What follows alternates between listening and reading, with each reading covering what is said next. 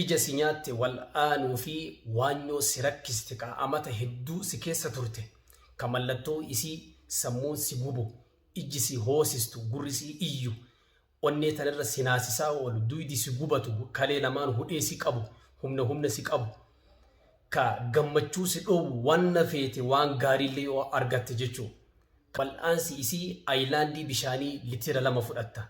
Sana booda suuraa qalam keessaa aayinni isii 50 takka irratti qaraata aayilaandii san irratti maal jetti jechaa yoo dubbisu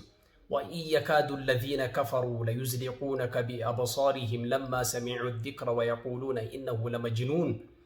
مرات برتي قرات سورة فلك كيسا لي قل أعوذ برب الفلك من شر ما خلق كجدت كان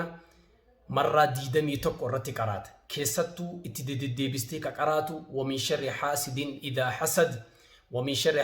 إذا حسد كان الرد دي بستيك قراتي الرد تفتي ganama garaa qullatti kubbaayyaa takka dhuyda qaama keetirratti illee ofirratti dhangalaasta guyyaa